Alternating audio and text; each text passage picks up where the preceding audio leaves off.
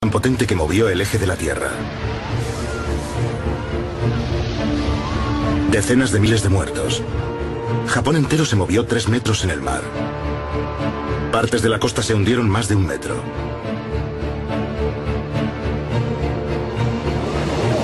¿Qué fuerzas se unieron para crear ese terrorífico desastre?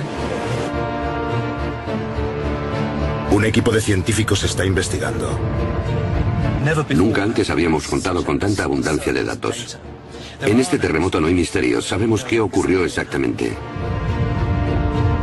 La costa de Japón está en ruinas. Increíblemente, podría haber sido aún peor. Esta es la historia inédita de cómo la ciencia salvó vidas y cómo los científicos están averiguando qué fue lo que ocurrió exactamente. El tsunami de Japón. ¿Cómo ocurrió?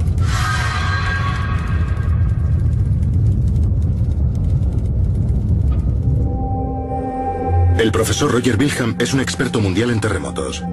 Está en Japón para ser testigo de las secuelas. En este momento volamos sobre la costa y gran parte de la costa se ha hundido 1 metro. La amplitud de los daños es realmente increíble. El tsunami se lo llevó todo a su paso, coches, casas, naves industriales, y los fue arrastrando tierra adentro. Una de las cosas que me gustaría ver es hasta dónde llegó, qué tipo de escombros fueron quedando al paso de esas olas gigantes. Wilhelm es el primer geólogo que lleva a cabo un reconocimiento aéreo de los daños.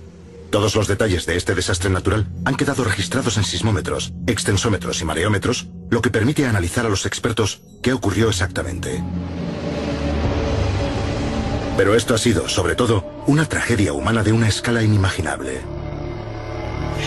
Yo quería saber desesperadamente. Por eso he venido hasta aquí.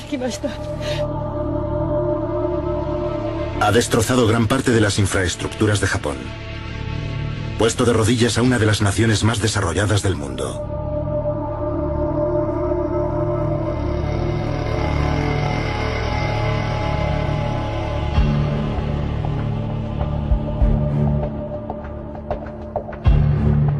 Mientras los equipos de rescate buscan entre los escombros, Wilhelm y otros científicos de todo el mundo asumen el reto de entender este terremoto gigante con la esperanza de evitar algún día tantas pérdidas de vidas.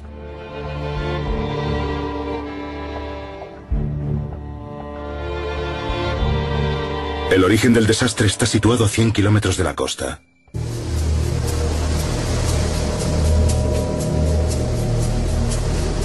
A 6 kilómetros por debajo del agua, la Tierra se deformó en una vasta colisión a cámara lenta.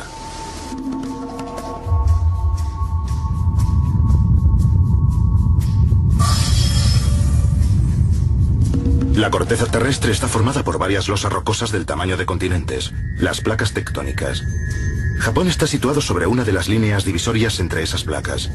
La placa del Pacífico se desplaza a 8 centímetros al año, la misma velocidad a la que crecen las uñas. La placa del Pacífico se mete por debajo, enganchando y arrastrando parte del terreno en su recorrido. La placa en la que se asienta Japón se comprime y se comba bajo la presión. Una tensión inmensa se ha ido acumulando a lo largo de décadas y de siglos. La energía que provocó este terremoto lleva 200 años acumulándose. Está causada por el movimiento de la placa del Pacífico hacia la placa de Eurasia. Piensen en una goma elástica gigante que llevara 200 años tensándose. El 11 de marzo de 2011, a las 2:46 de la tarde hora japonesa, la tensión llegó a un punto de ruptura. La cantidad de energía liberada en un terremoto de este tamaño es enorme, y hay que medirla en unidades muy grandes. Si la comparamos con la bomba atómica que destruyó Hiroshima, este terremoto fue probablemente como 2 millones de veces aquello. Una cantidad de energía impresionante. Eso irradió ondas de choque. Las más veloces, conocidas como las ondas P, viajaron a 6 kilómetros por segundo. El sistema de detección de Japón las captó al instante. En cuestión de segundos, antes de que nadie se diera cuenta de lo que ocurría, se iluminaron las advertencias automáticas de todo el país.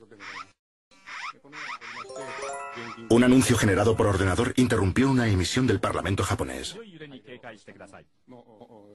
Cuando el sistema de advertencia se puso en marcha, la ciudad costera de Sendai, a solo 100 kilómetros de donde el terremoto, temblaba ya. Las ondas de choque llamadas ondas S, más lentas pero más destructivas, habían llegado ya. Esas ondas viajan a 3 kilómetros por segundo. Hundieron el noroeste de Japón en el caos.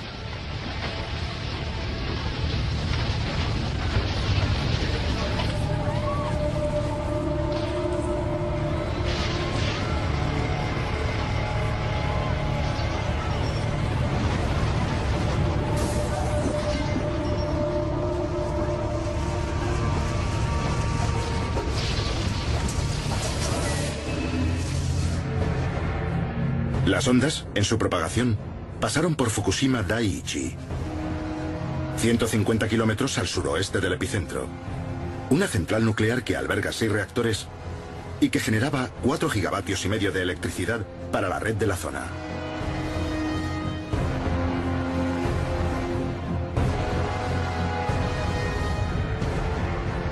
Esta grabación de un pueblo cercano a la central nos da una idea de la potencia del terremoto.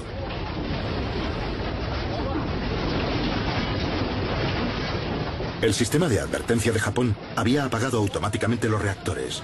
Enfriarlos llevaría tiempo. Cuando piensas en un apagado, piensas que ya no hay peligro porque está apagado. Pero el núcleo del reactor estaba todavía muy caliente. Si tenemos una bandeja en el horno y lo apagamos, el horno sigue calentando dentro, después de haberlo apagado. Después del apagado, los generadores diésel de urgencia entraron en acción para bombear refrigerante a través de los núcleos de los reactores. Fukushima sobrevivió intacta al terremoto, pero había un gran problema. Está situada a metros del mar. A 11.000 kilómetros de distancia, el personal del Centro de Alerta de Tsunamis del Pacífico en Hawái recibía mensajes en sus buscas. A los 10 segundos de que empezara el terremoto, sus efectos ya eran monitorizados en todo el mundo. Japón tiene muchos sismómetros. Hubo mucha información muy pronto. Cuando nos llegó el mensaje, aún no había terminado el terremoto. Las primeras indicaciones, una magnitud de unos 7 grados. Pero a medida que llegaban los datos empezaba a subir. 7,5, 7,7, más de 8. La reacción inmediata de todo el mundo fue que eso no era posible. Porque en la historia de Japón nunca había habido un terremoto superior a 8,4. Aumentó la intensidad de lo que hacíamos, porque sabíamos que lidiábamos con algo muy grande, algo que podía afectar a toda la cuenca del Pacífico. Nos dimos cuenta de lo fuerte que era. Y de inmediato, de lo terrible que sería eso para Japón. 100 segundos después de que empezara todo, las ondas S, más lentas pero más destructivas, llegaban a Tokio.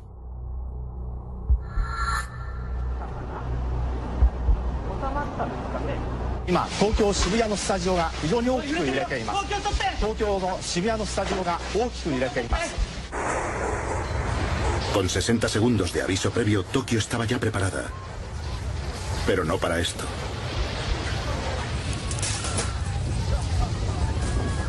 El terremoto duró nada menos que 5 minutos.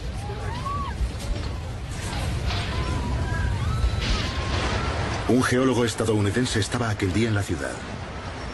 Esperábamos que terminara a los 10, 15, 20 segundos, algo así. Un minuto como mucho. Hacia el minuto 3 o 4 estábamos atónitos de que aquello siguiera y siguiera y siguiera. Lo distinto de un terremoto grande es que empieza pero no se detiene. Nos mirábamos unos a otros diciendo, ¿se ha terminado ya? No, continúa. Y nos íbamos dando cuenta de que era cada vez más grande y tenía que estar bastante cerca.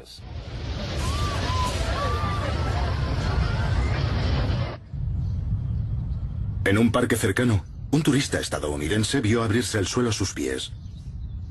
Nadie había grabado nunca eso en el momento de ocurrir. La grabación muestra una característica de los terremotos: la licuefacción. Cuando el suelo se comprime, el agua se exprime y sube hacia la superficie. Vale, ahora mismo tenemos un terremoto y esto se está moviendo. ¿Ven cómo se mueven las grietas? Esa grieta no estaba ahí.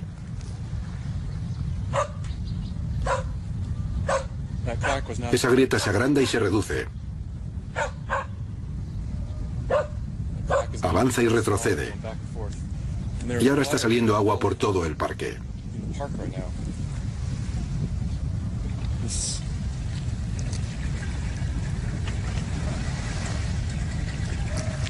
Y aquí hay una grieta enorme y todavía se mueve.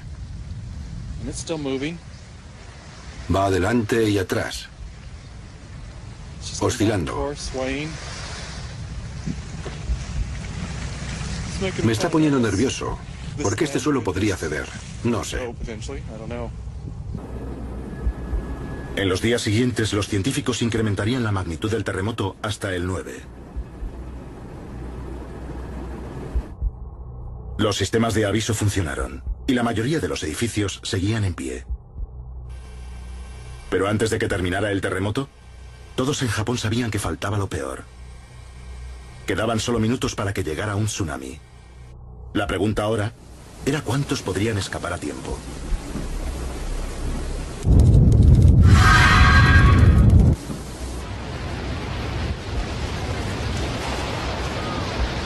El 11 de marzo de 2011, los miles de millones que había invertido Tokio en ingeniería a prueba de terremotos y en sistemas rápidos de alerta demostraron su importancia. Salvaron las estructuras de la ciudad y a sus habitantes. Luego, llegó el tsunami.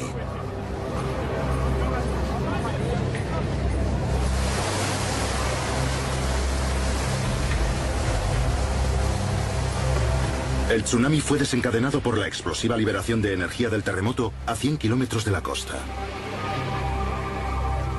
¿Qué lo causó? A lo largo de los siglos, la parte japonesa de la falla tectónica había sido comprimida y arrastrada hacia abajo por la placa del Pacífico, que se metía debajo de ella. La placa superior se comporta básicamente como un bloque de goma. Se comprime como un muelle de este modo y cuando sucede el terremoto el muelle salta. El empujón repentino hacia arriba de una masa de roca tan gigantesca elevó una masa de agua de 6 kilómetros de profundidad hacia la superficie del mar.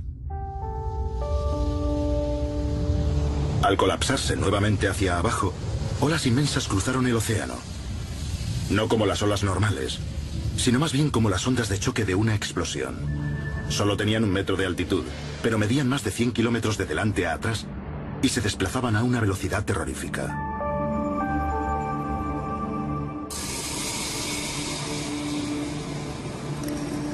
La energía elevó el suelo marino. Eso desplazó una gran cantidad de agua que, como vemos, se abrió paso hacia la Tierra, se abrió paso por todo el Pacífico.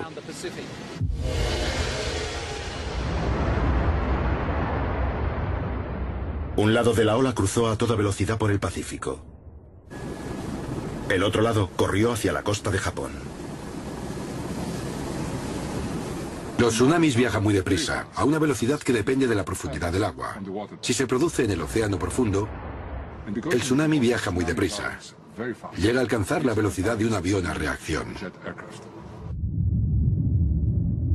A más de 800 kilómetros por hora, la ola tardó solo unos minutos en llegar a la costa. Allí, la menor profundidad frenó la parte frontal de la ola. Pero la parte trasera, más veloz, seguía avanzando. Empezó a adelantar a la parte frontal. El aumento de la presión empujó al agua hacia arriba, produciendo una marea en ascenso. A 5 kilómetros de la costa, un barco de guardacostas consiguió esta extraordinaria grabación. El tsunami encabritándose a medida que la profundidad disminuía. Luego, cuando llegaron a la cima de la primera ola, se acercó una segunda por detrás. La marea alta se convirtió en una ola rompiente, cuya parte trasera seguía empujando, succionando el mar por delante de ella. Lo primero que pareció ocurrir fue que el mar se alejaba de la Tierra, y parte de la grabación que hemos visto muestra la gran cantidad de costa que quedó al descubierto, y luego el tsunami creció fuera de la costa y la dinámica de la ola lo transportó tierra adentro. Probablemente, 1 kilómetro cúbico de agua golpeó la Tierra y siguió avanzando hasta que se quedó sin fuerza. Esas imágenes increíbles captaron el momento en el que retrocedió el mar, cuando rugió la primera ola. Había llegado el tsunami. El efecto de las olas fue curiosamente impredecible. A primera vista parecía que no había un patrón discernible sobre dónde golpeaba ni cuándo. Primero le tocó a Ufunato en el norte. Después a Sendai en el sur. Y Miyako otra vez en el norte.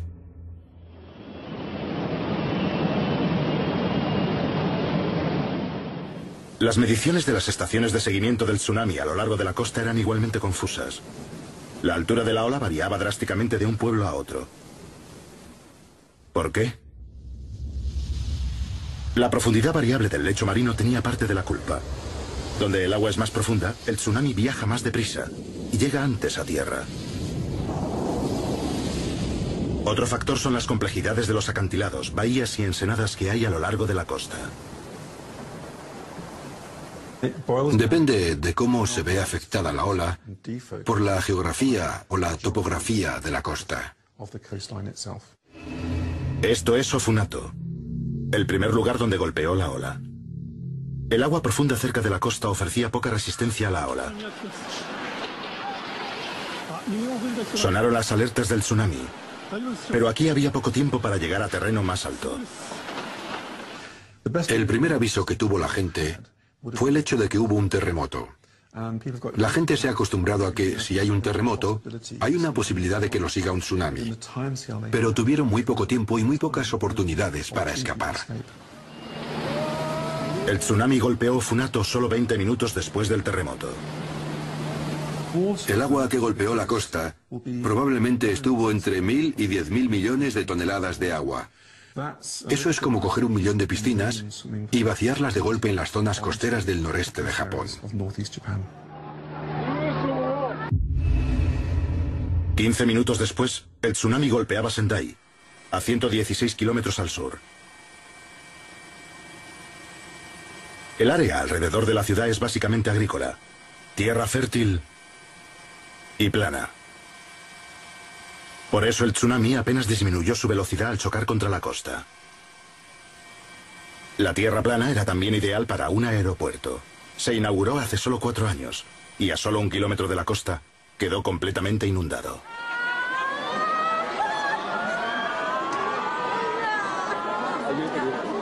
Golpeó áreas muy bajas y no viendo nada que le impida moverse hacia el interior, pudo trasladarse 6 o 7 kilómetros tierra adentro sin encontrar impedimentos. Si no hay gran cosa que lo frene, la longitud de onda del tsunami es tan grande que no parará hasta que alcance algo, algún terreno alto, o seguirá avanzando.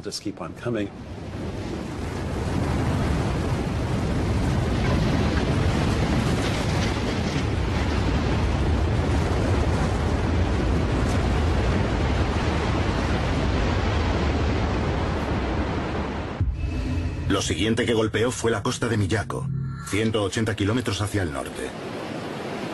Lo que ocurrió aquí pone de relieve otro misterio. La zona tenía buenas defensas contra tsunamis.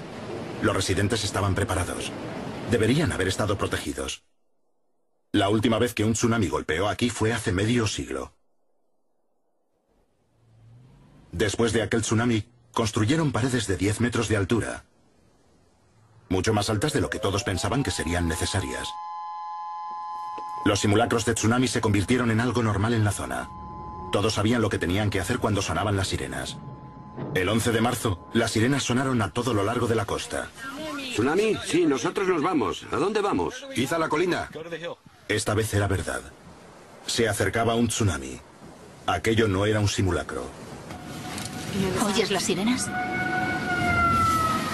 Hay una colina en las afueras del pueblo y vamos a intentar llegar allí. Es una medida de precaución, pero nunca se sabe. Esta ciudad tiene mucha historia de tsunamis y muchas muertes, por lo que obviamente se lo toman muy en serio. Las alertas salvaron la vida de algunos. Esta grabación recoge el momento después de que sonaran las sirenas. ¡Ahí llega!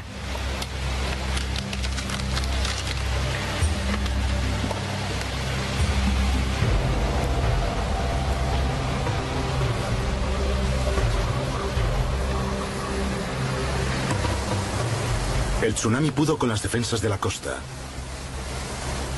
Los altos muros de Miyako resultaron inútiles.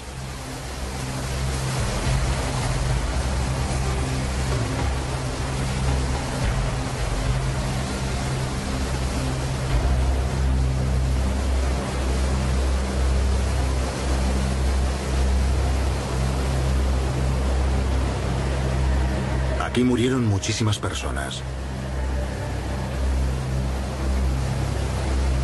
El tsunami tenía 10 metros de altura. ¿Por qué no pudieron pararlo las paredes de 10 metros?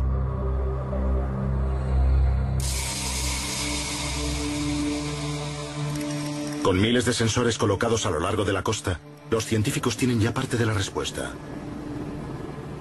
El hecho de que la costa bajara implicaba que el mar tenía mucho espacio al que ir.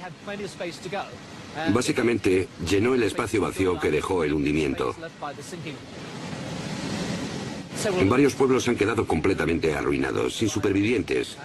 Y el número de víctimas muy posiblemente llegará a las decenas de miles en el recuento final. Los datos de los sensores habían revelado algo increíble. El terremoto había hecho que toda la línea de la costa se hundiera 1 metro, bajando también los muros de Miyako y haciendo que el tsunami fuese mucho peor.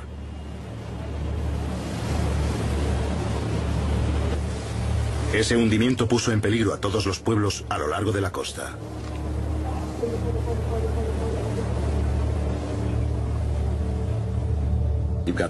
Tenemos la ola del tsunami acercándose por encima de lo que sería básicamente un vacío de 2 metros de tierra hundida.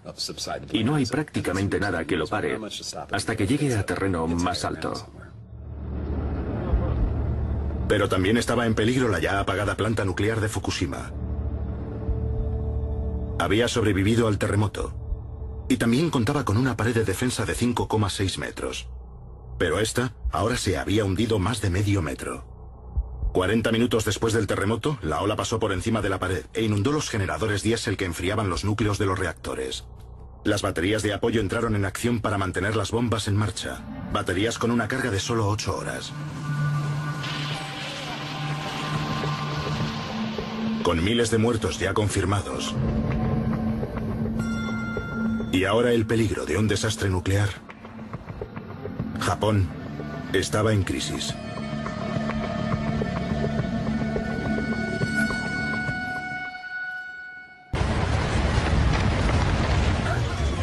A las 2:46 del viernes 11 de marzo, Japón sufrió su terremoto más potente en 1000 años.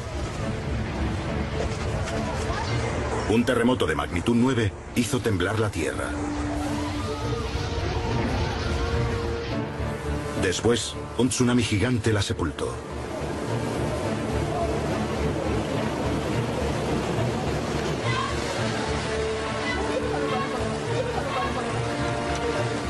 Por la noche se produjeron muchos fuegos a lo largo de un terreno inundado por el mar.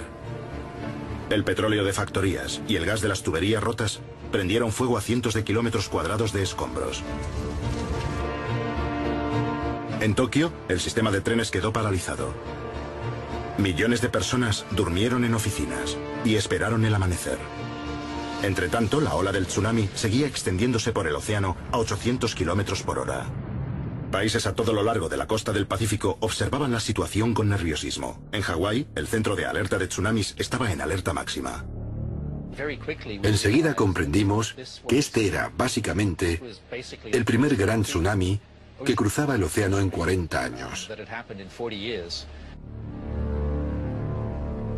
Intentaban calcular con frenesí cuándo y dónde golpearía la ola a continuación. En ese punto entramos en estado de alerta para todo el Pacífico, lo que implicaba otro mensaje y muchas llamadas. Punto de alerta estatal, aquí el centro de alerta de tsunamis del Pacífico. Hawái emitió una alerta de evacuación. La gente se dirigió a terreno alto. La ola que golpeó Hawái tenía 1 metro de altura. Causó daños, pero por suerte la distancia la había debilitado. Esta vez no se perdieron vidas. Con la ola ya muy disminuida, los países del Pacífico fueron reduciendo sus alertas. Pero Japón despertó a una pesadilla. Diferentes partes de la costa habían sufrido diferentes efectos. El periodista del Canal 4, Callum McRae, se desplazó a lo largo de la costa japonesa para comparar los niveles de destrucción y descubrir hasta dónde llegaban los daños del tsunami.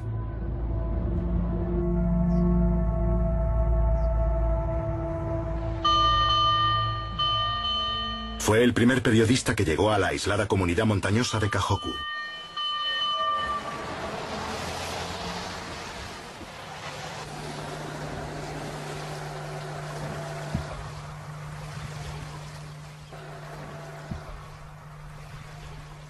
Estamos en las montañas, a 8 kilómetros de la costa.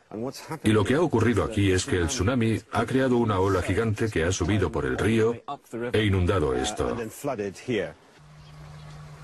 Sorprendentemente, este lago de agua marina está a más de 100 metros sobre el nivel del mar. Normalmente aquí solo hay un río pequeño, muy pequeño.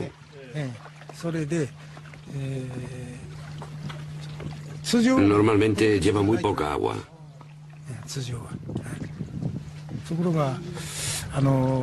La primera ola del tsunami no nos afectó, pero con la segunda ola, el agua empezó a llegar hasta aquí.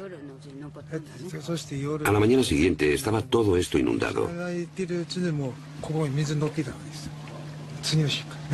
El agua sigue aquí desde entonces.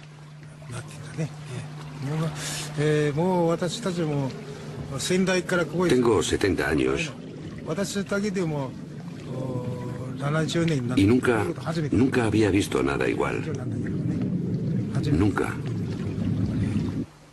Los habitantes de la zona temen que al retirarse el agua, deje al descubierto cuerpos arrastrados hasta aquí desde la costa.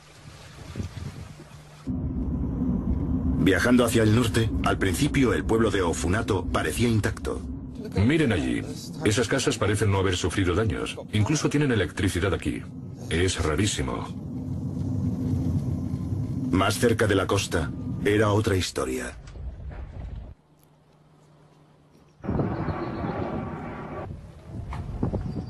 Y como si Ofunato no tuviera ya bastantes problemas, los científicos calculan que toda esta zona, esta región, se ha hundido más de 1 metro.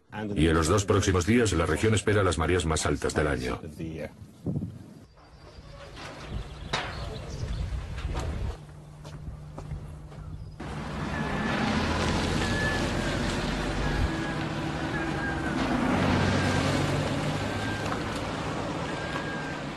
El mar está a 500 metros hacia allí abajo.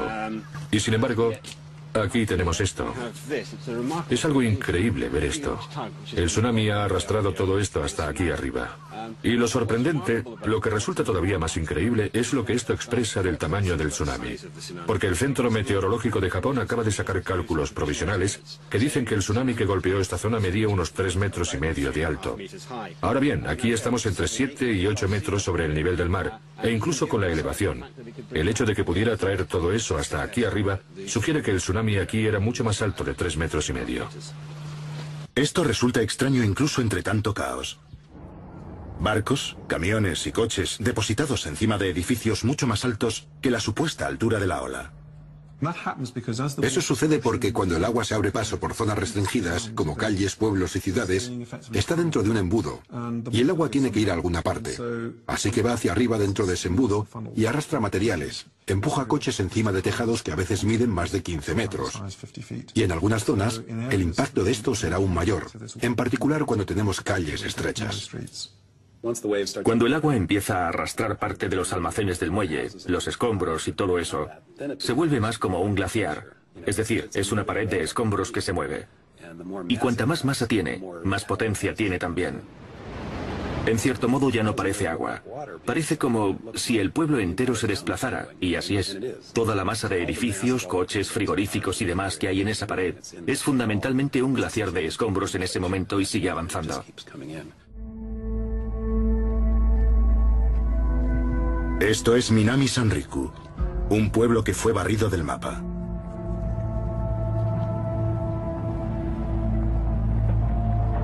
El 95% de los edificios fueron destruidos.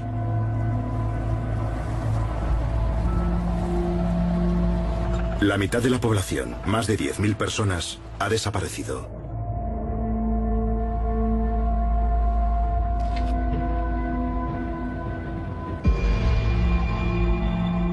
Este lugar, Minami Sanriku, probablemente simboliza la tragedia más que ninguna otra parte.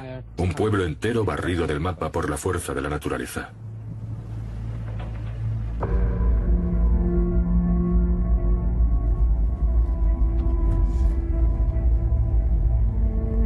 Resulta difícil imaginar lo que debe pensar alguien cuando ve eso yendo hacia él.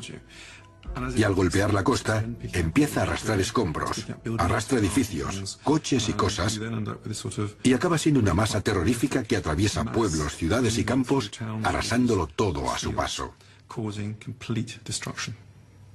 Ya sería bastante malo si fuera solo agua. Pero como está llena de coches y no puedes nadar contra ella, ni flotar contra ella, ni hacer nada, es como si estuvieras delante de una excavadora que moviera el pueblo entero.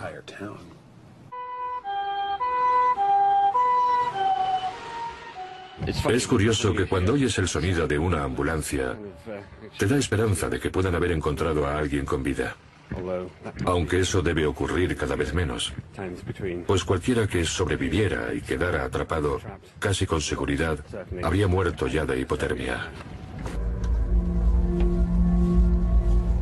En el pueblo de Rikuzen, Takata, los equipos de rescate buscan supervivientes y encuentran muertos. Cuando encuentran un cuerpo, clavan un palo largo en el suelo con una bandera atada para poder recuperarlo más tarde. Es una tarea dura y triste.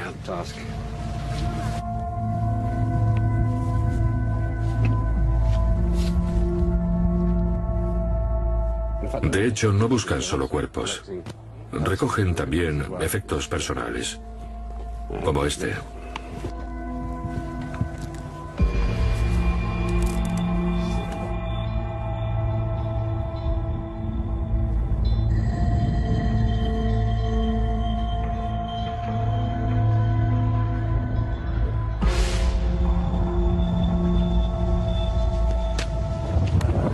Me temo que lo que tenemos aquí ahora son más cuerpos esperando a que se los lleven.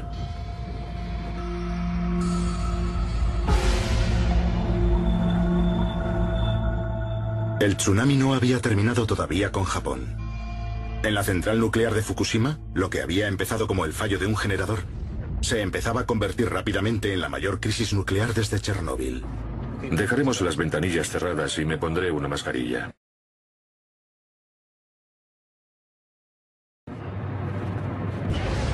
Los científicos han recopilado ya más datos del terremoto y del tsunami de Japón que de ningún otro desastre en la historia.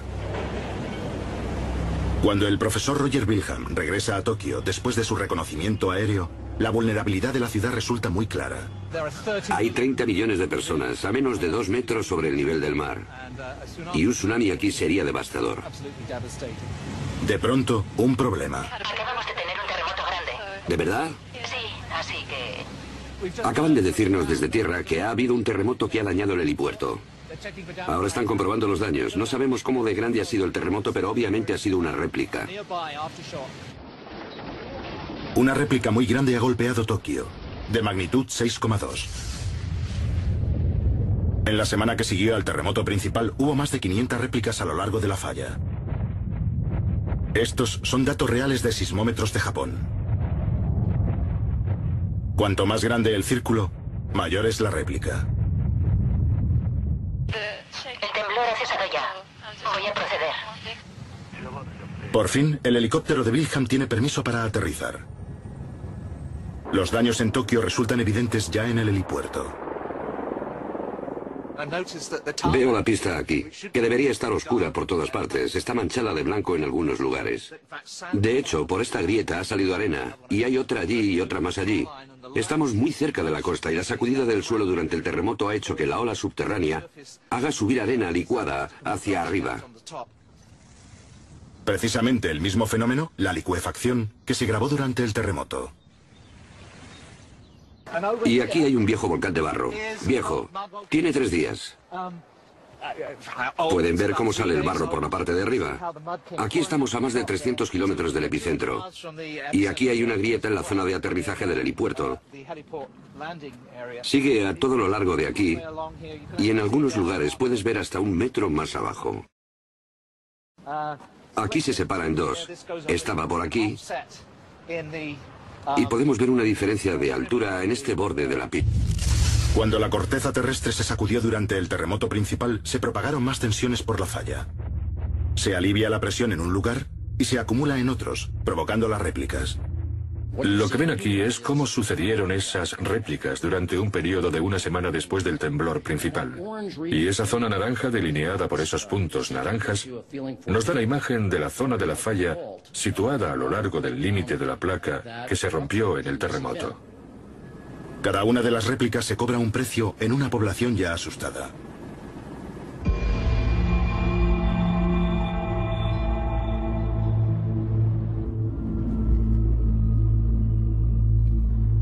El periodista Callum McRae se siente conmovido por la difícil situación de la gente del lugar.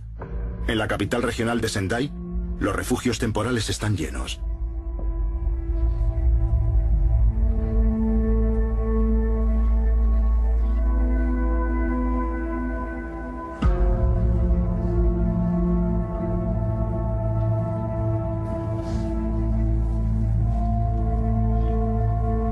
Pero en una ciudad oscurecida y asolada, parece que hay al menos una persona que intenta aferrarse a la normalidad. Estamos en Sendai, a 300 o 400 metros de la orilla, en medio de una escena de caos apocalíptico. Hace frío, está oscuro, no hay electricidad en ninguna parte. Y sin embargo, ahí arriba, en ese bloque de pisos abandonados, hay una luz en el último piso. Un hombre, una familia quizá, intentan sobrevivir en este caos.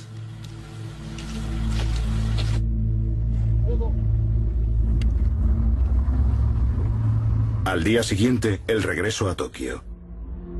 La carretera principal que une el norte y el sur está vacía. Un recuerdo de los daños que este desastre ha causado y sigue causando. Si terminara aquí, este sería ya uno de los peores accidentes nucleares de la historia y nos enfrentamos todavía a la posibilidad de que se produzca la fusión del núcleo. El sábado han detectado 2 sustancias radiactivas, cesio y yodo, cerca del reactor número 1 de la central. La central nuclear de Fukushima está a 60 kilómetros en esa dirección. Esos son unas 39 millas, creo. Y tenemos las ventanillas cerradas y vamos deprisa. ¿Quién sabe si eso es seguro? Los consejos son contradictorios. El gobierno estadounidense ha propuesto una zona de exclusión de 80 kilómetros. Y, por supuesto, estamos dentro de esa zona. Por otra parte, el gobierno japonés dice que estás bien siempre que no te acerques a menos de 30 kilómetros. ¿Cómo saberlo, pues? Nadie lo sabe. Pero seguiremos con las ventanillas cerradas y me pondré una mascarilla. La mascarilla queda bien, ¿eh? El peligro que representa la planta de Fukushima sigue sin estar claro. Entretanto, los científicos han empezado a analizar el sorprendente número de réplicas que siguen sacudiendo Japón. El temblor principal fue seguido por cientos de terremotos de magnitud 5, docenas de magnitud 6 y un puñado de magnitud 7. Cuando tienes un patrón de un terremoto seguido de otro más grande, nunca sabes si va a volver a ocurrir. El sistema de alertas de terremotos de Japón sí salvó vidas. Y el sistema de alertas de tsunamis de Hawái también salvó a miles. Cuando el tsunami cruzaba el océano, el centro de alerta no lo perdía de vista.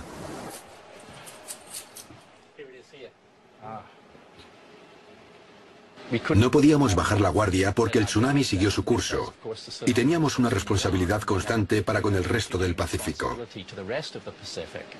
Aunque el tsunami perdió casi toda su energía al cruzar el océano, los científicos habían podido avisar al mundo. A medida de que el tsunami se desplazaba por el océano a un lugar tras otro, nos dábamos cuenta de que nuestras predicciones eran bastante buenas. Gracias a que se avisó a la gente, hubo poca destrucción o daños, al menos en vidas humanas. Una persona perdió la vida en California, al norte de Crescent Bay, porque corrió a la playa a hacer fotos del tsunami que se acercaba. En Japón continúa el desastre humanitario. Los cálculos sitúan el número de muertos del terremoto y el tsunami por encima de los 200.000. La reconstrucción durará generaciones.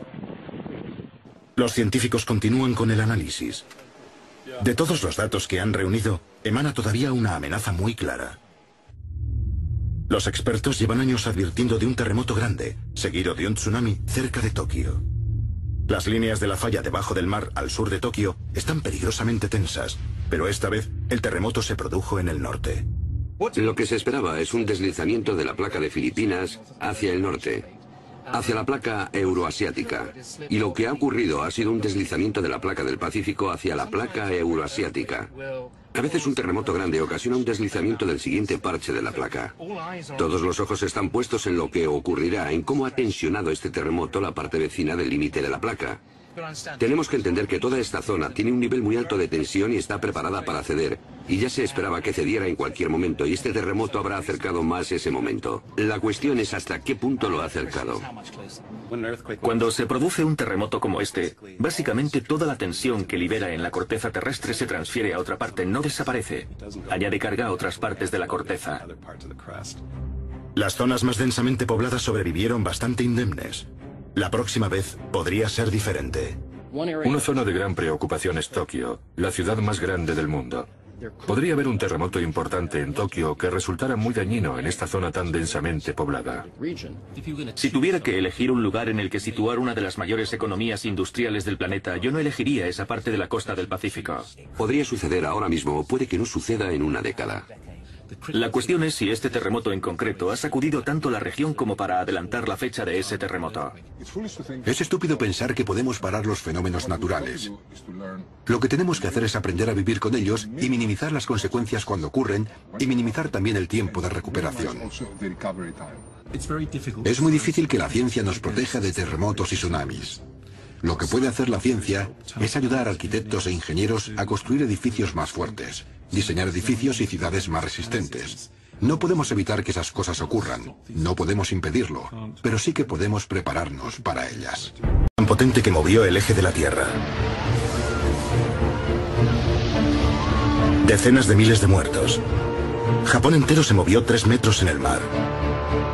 Partes de la costa se hundieron más de 1 metro.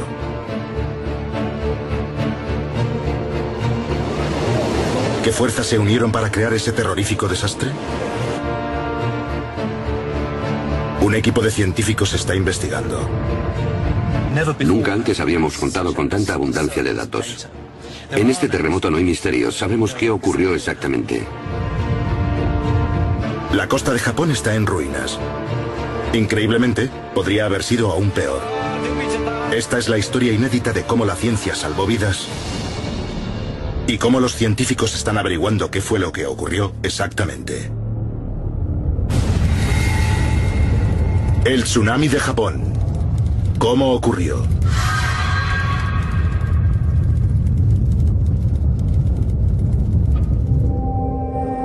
El profesor Roger Wilhelm es un experto mundial en terremotos.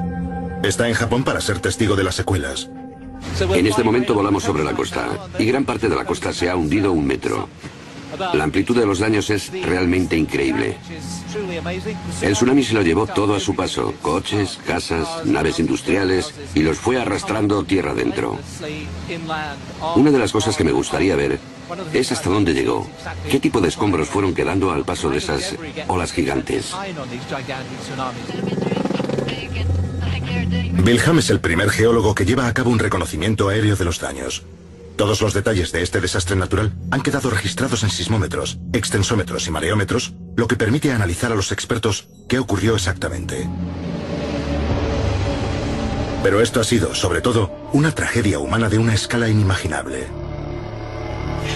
Yo quería saber desesperadamente. Por eso he venido hasta aquí. Ha destrozado gran parte de las infraestructuras de Japón, puesto de rodillas a una de las naciones más desarrolladas del mundo.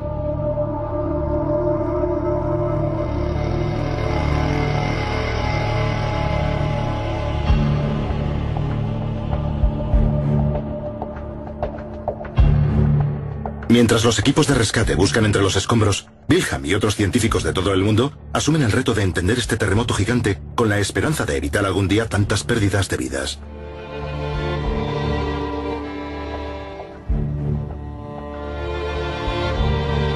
El origen del desastre está situado a 100 kilómetros de la costa.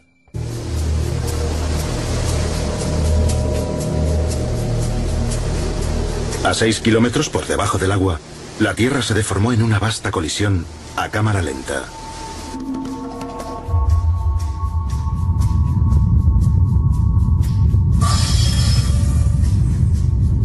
La corteza terrestre está formada por varias losas rocosas del tamaño de continentes, las placas tectónicas. Japón está situado sobre una de las líneas divisorias entre esas placas. La placa del Pacífico se desplaza 8 centímetros al año, la misma velocidad a la que crecen las uñas. La placa del Pacífico se mete por debajo, enganchando y arrastrando parte del terreno en su recorrido. La placa en la que se asienta Japón se comprime y se comba bajo la presión. Una tensión inmensa se ha ido acumulando a lo largo de décadas y de siglos. La energía que provocó este terremoto lleva 200 años acumulándose. Está causada por el movimiento de la placa del Pacífico hacia la placa de Eurasia. Piensen en una goma elástica gigante que llevara 200 años tensándose. El 11 de marzo de 2011, a las 2:46 de la tarde hora japonesa, la tensión llegó a un punto de ruptura. La cantidad de energía liberada en un terremoto de este tamaño es enorme, y hay que medirla en unidades muy grandes. Si la comparamos con la bomba atómica que destruyó Hiroshima, este terremoto fue probablemente como 2 millones de veces aquello. Una cantidad de energía impresionante. Eso irradió ondas de choque. Las más veloces, conocidas como las ondas P, viajaron a 6 kilómetros por segundo. El sistema de detección de Japón las captó al instante. En cuestión de segundos, antes de que nadie se diera cuenta de lo que ocurría, se iluminaron las advertencias automáticas de todo el país. Un anuncio generado por ordenador interrumpió una emisión del Parlamento japonés. Cuando el sistema de advertencia se puso en marcha, la ciudad costera de Sendai, a solo 100 kilómetros de donde terremoto, temblaba ya. Las ondas de choque llamadas ondas S, más lentas pero más destructivas, habían llegado ya. Esas ondas viajan a 3 kilómetros por segundo. Hundieron el noroeste de Japón en el caos.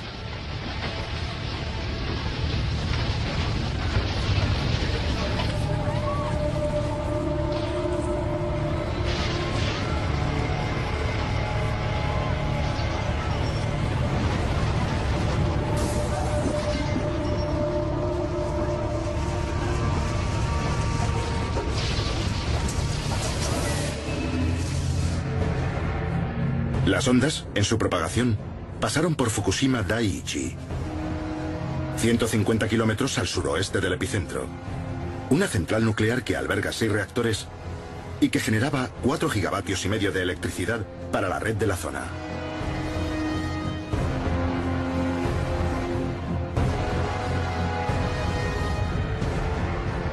Esta grabación de un pueblo cercano a la central nos da una idea de la potencia del terremoto.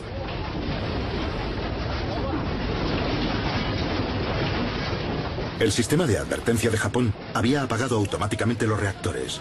Enfriarlos llevaría tiempo.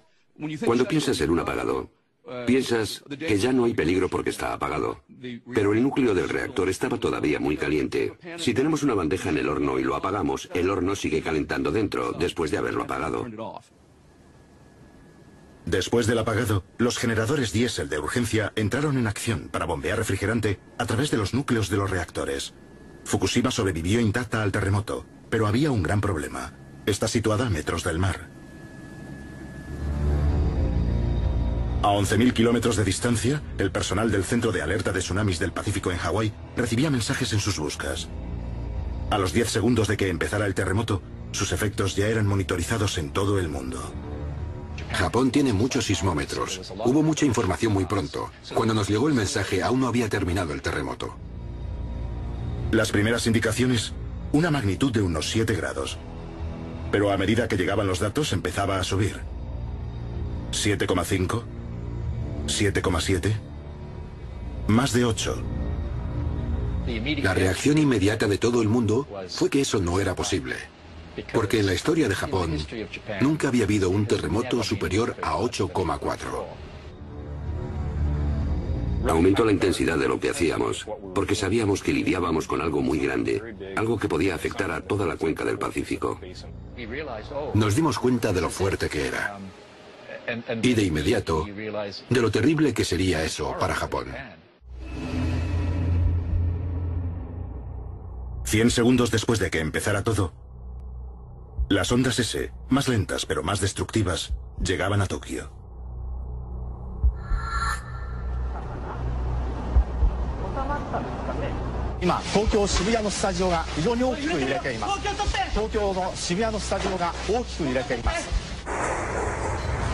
Con 60 segundos de aviso previo, Tokio estaba ya preparada. Pero no para esto.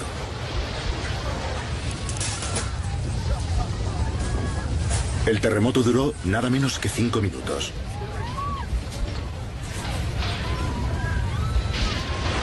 Un geólogo estadounidense estaba aquel día en la ciudad. Esperábamos que terminara a los 10, 15, 20 segundos, algo así. Un minuto como mucho. Hacia el minuto 3 o 4 estábamos atónitos de que aquello siguiera y siguiera y siguiera. Lo distinto de un terremoto grande es que empieza pero no se detiene. Nos mirábamos unos a otros diciendo, ¿se ha terminado ya? No, continúa. Y nos íbamos dando cuenta de que era cada vez más grande y tenía que estar bastante cerca.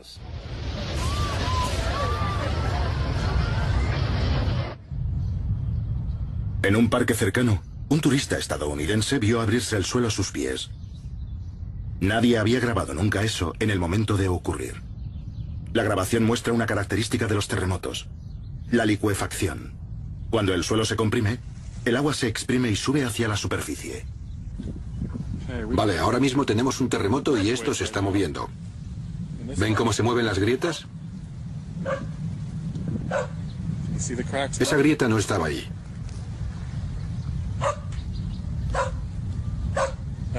Esa grieta se agranda y se reduce. Avanza y retrocede. Y ahora está saliendo agua por todo el parque.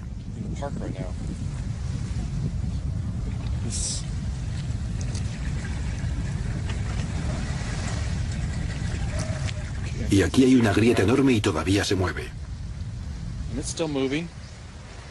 Va adelante y atrás, oscilando. Me está poniendo nervioso, porque este suelo podría ceder. No sé. En los días siguientes, los científicos incrementarían la magnitud del terremoto hasta el 9. Los sistemas de aviso funcionaron, y la mayoría de los edificios seguían en pie. Pero antes de que terminara el terremoto, todos en Japón sabían que faltaba lo peor. Quedaban solo minutos para que llegara un tsunami. La pregunta ahora era cuántos podrían escapar a tiempo.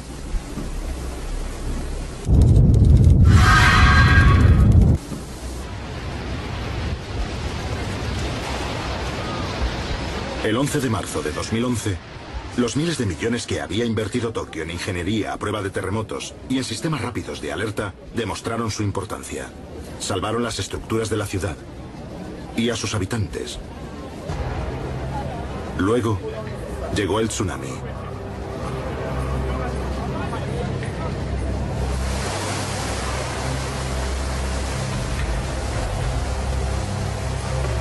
El tsunami fue desencadenado por la explosiva liberación de energía del terremoto a 100 kilómetros de la costa. ¿Qué lo causó? A lo largo de los siglos, la parte japonesa de la falla tectónica había sido comprimida y arrastrada hacia abajo por la placa del Pacífico, que se metía debajo de ella. La placa superior se comporta básicamente como un bloque de goma. Se comprime como un muelle de este modo, y cuando sucede el terremoto, el muelle salta. El empujón repentino hacia arriba de una masa de roca tan gigantesca elevó una masa de agua de 6 kilómetros de profundidad hacia la superficie del mar. Al colapsarse nuevamente hacia abajo, olas inmensas cruzaron el océano. No como las olas normales, sino más bien como las ondas de choque de una explosión. Solo tenían 1 metro de altitud, pero medían más de 100 kilómetros de delante a atrás y se desplazaban a una velocidad terrorífica.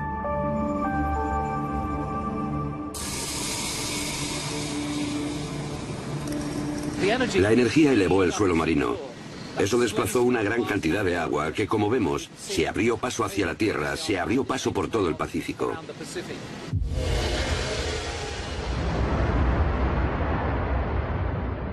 Un lado de la ola cruzó a toda velocidad por el Pacífico.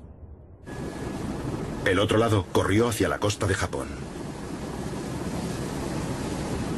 Los tsunamis viajan muy deprisa, a una velocidad que depende de la profundidad del agua. Si se produce en el océano profundo, el tsunami viaja muy deprisa. Llega a alcanzar la velocidad de un avión a reacción. A más de 800 kilómetros por hora, la ola tardó solo unos minutos en llegar a la costa. Allí, la menor profundidad frenó la parte frontal de la ola. Pero la parte trasera, más veloz, seguía avanzando. Empezó a adelantar a la parte frontal. El aumento de la presión empujó al agua hacia arriba, produciendo una marea en ascenso. A 5 kilómetros de la costa, un barco de guardacostas consiguió esta extraordinaria grabación. El tsunami encabritándose a medida que la profundidad disminuía.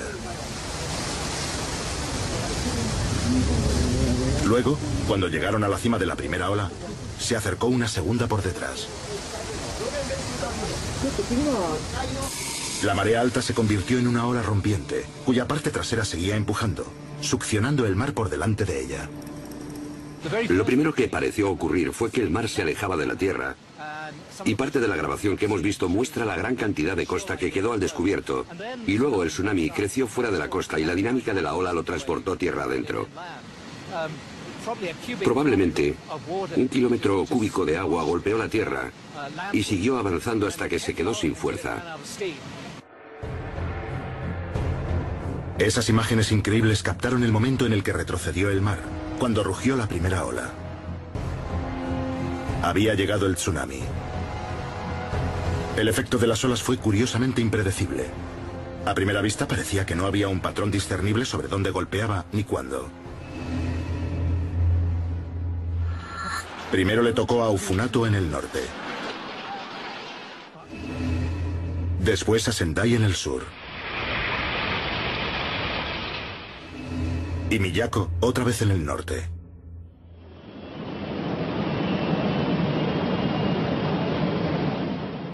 Las mediciones de las estaciones de seguimiento del tsunami a lo largo de la costa eran igualmente confusas.